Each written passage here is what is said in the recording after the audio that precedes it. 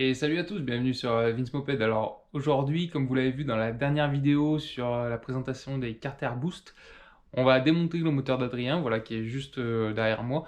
Donc je vais vous filmer un peu les étapes importantes et vous faire des points régulièrement quand il y a des choses à voir. Et puis voilà, donc aujourd'hui on démonte et puis je vous ferai une vidéo un peu plus tard pour tout le remontage des Carter Boost, pardon, et puis de la petite config bien sympa. Et puis après une autre vidéo pour essayer ce moteur, hein. C'est un moteur qui est de 103 SP, donc que je peux monter facilement sur mon cadre orange de 103 VS SP, voilà, avec laquelle j'ai fait le road trip. Donc voilà, il y aura les essais et puis voilà. Et puis après, il y aura encore d'autres vidéos sur une config perso, mais ça, j'aurai le temps de vous en reparler plus tard. Allez, donc voilà, on se retrouve sur le moteur d'Adrien. Donc je vous rappelle vite fait la config, hein, c'est un Ersal T3 avec une culasse boost, pardon, T3 65cc, allumage Moriyama, et il était monté avec un Vilo d'origine. Donc là, ce que je vais commencer par faire, c'est démonter l'allumage, parce qu'une fois qu'on n'a plus de culasse, on peut plus mettre d'arrache volant et de bloc piston surtout. Donc voilà, là je vais attaquer par ça. Donc je vais pas tout vous filmer, hein. Là là c'est le début. Je vous montre 2-3 trucs, mais je vous montrerai essentiellement les étapes importantes. Donc là, voilà, ça doit être, je sais jamais, du 19. Ouais, ça doit être 19 mm. Putain, je connaissais le con qui a serré. Le con, c'est moi.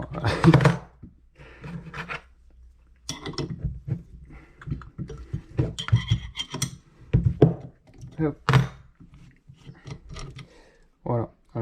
Juste pour info, le pas, c'est le même pas que les axes de roue MBK. Voilà.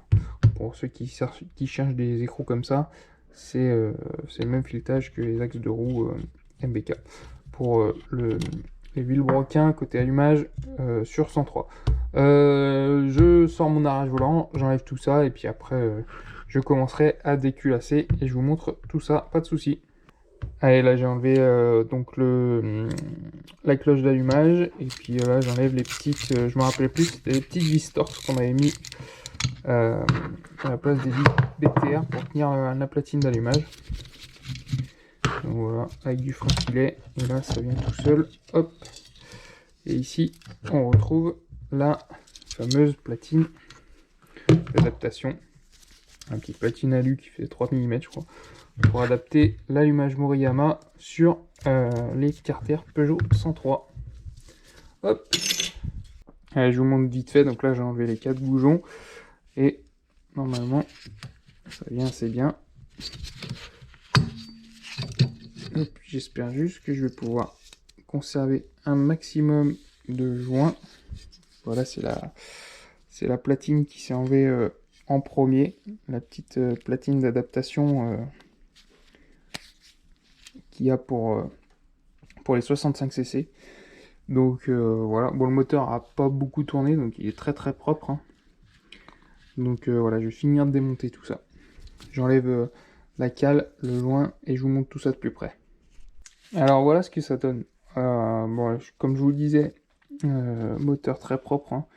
Il n'a pas une trace, en même temps, voilà, il a tourné très peu. Par contre, ce qui est un peu dommage, c'est que le joint a fait un peu de transfert. Voilà, c'est un peu ce qu'on retrouve sur les joints Ersal. Ils font pareil, c'est-à-dire une fois qu'ils sont serrés, il faut un peu de transfert sur le plan de joint du cylindre. Et vous voyez là, même sur la cale, il y a eu du transfert. Donc clairement, ça c'est le joint en question. Clairement, je pourrais pas le réutiliser. Vous voyez, il est bouffé. Donc ça poubelle, et puis faut que je retrouve un joint. Ceux-là ils étaient fournis par Boost, donc ils correspondaient parfaitement.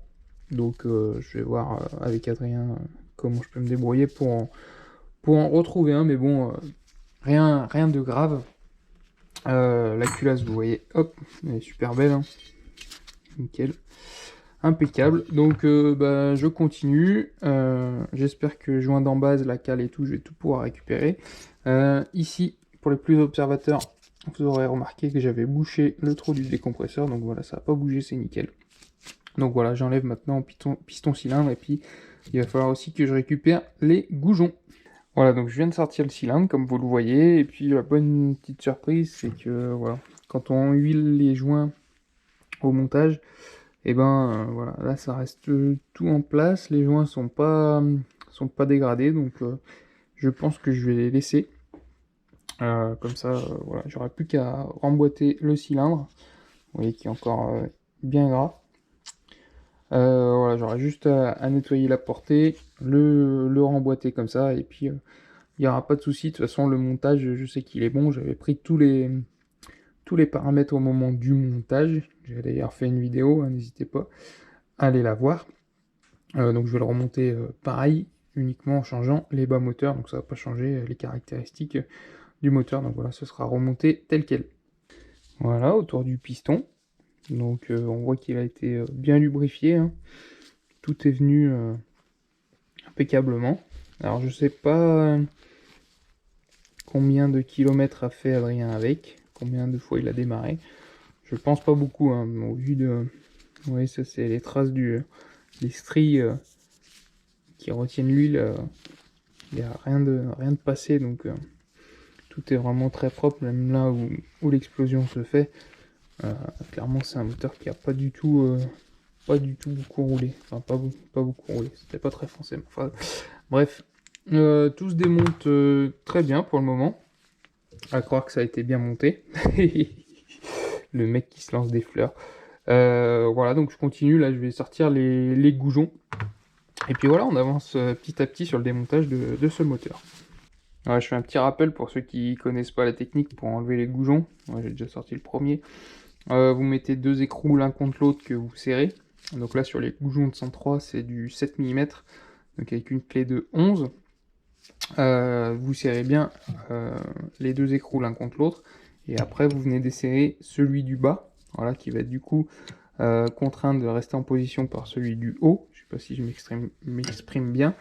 Et du coup, hop là, vu que l'écrou en lui-même peut pas se dévisser, et ben c'est le goujon qui tourne. Voilà. Donc là ils étaient montés au frein filet, c'est pour ça que c'est un petit peu dur. Donc ça évite qu'ils s'enlèvent à chaque fois que vous enlevez vos écrous de culasse. Et voilà. Et ensuite, bah, vous récupérez vos petits écrous, hop, et puis vous les placez, et vous continuez, voilà. Donc une fois que les goujons sont démontés, je m'attaque à la pipe d'admission, vous voyez que j'ai déjà commencé.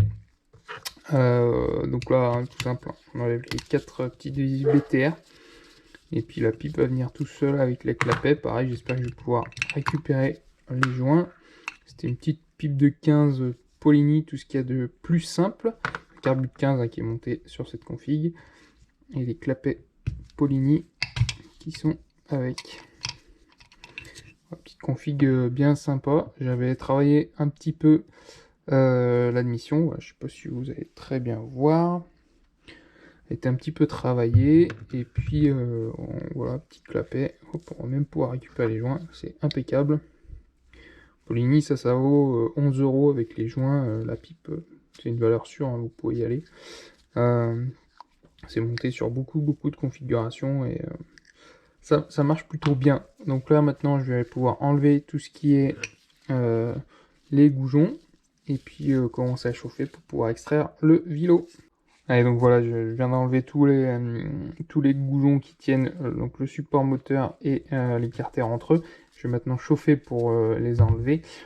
Si j'ai un petit conseil à vous donner, quand vous démontez comme ça, toutes les vis n'ont pas la même longueur. Donc moi je les mets dans l'ordre où je les ai démontés, et je commence toujours par l'admission, donc de ce côté. Pourquoi l'admission? Parce que admission c'est pratique, ça commence par un A, donc A c'est la première lettre de l'alphabet, donc voilà. Mon A est en haut, et après bah, si vous voulez vous mettre un moyen mémotechnique, A, B, C, D, E, F, et dans ce sens A pour admission, A, B, C, D, E, F, voilà. Donc je chauffe, et puis on va sortir ça, sachant qu'après je dois récupérer également les roulements sur le vilebrequin.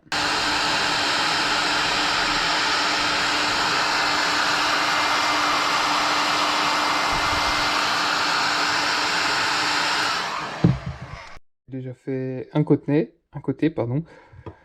Ça tenait bien, hein, clairement les portées de roulement sont pas nazes, hein, c'était bien dur de l'enlever.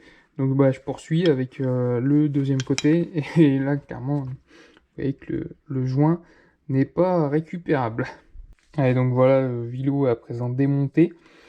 J'ai récupéré également les joints spi que je vais récupérer pour mettre sur le prochain bas moteur. J'ai un peu, on va dire, autopsié le joint de carter pour voir d'où venait la fuite.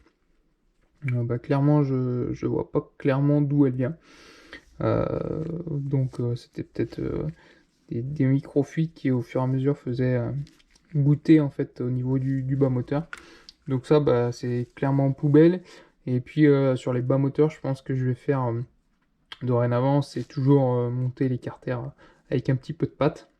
Voilà, joint plus pâte pour être sûr, voilà, d'être tranquille parce que à redémonter, c'est pas que c'est une galère, mais c'est long. Voilà, faut chauffer, c'est toujours un petit peu périlleux, on va dire. Donc c'est pas comme un joint de culasse ou un joint d'embasse, voilà, on déboîte, on remboîte vite fait, et c'est facile. Là, réouvrir des bas moteurs, c'est compliqué.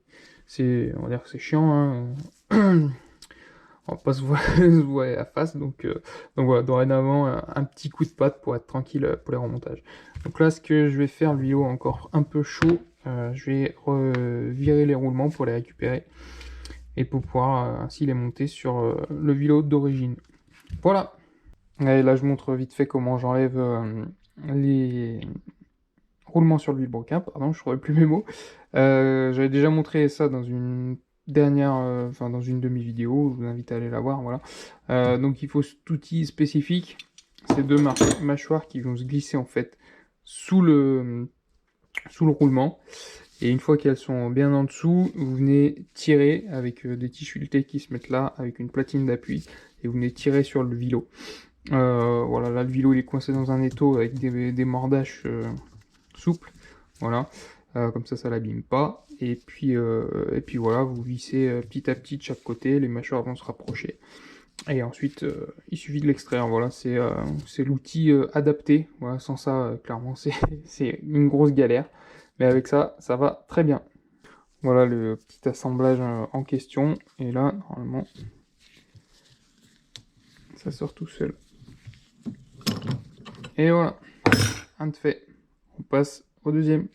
Bon, bah voilà ce que ça donne une fois tout démonté. Voilà, c'est ce que vous avez vu en miniature et ce que j'espère qui a donné envie de regarder cette petite vidéo.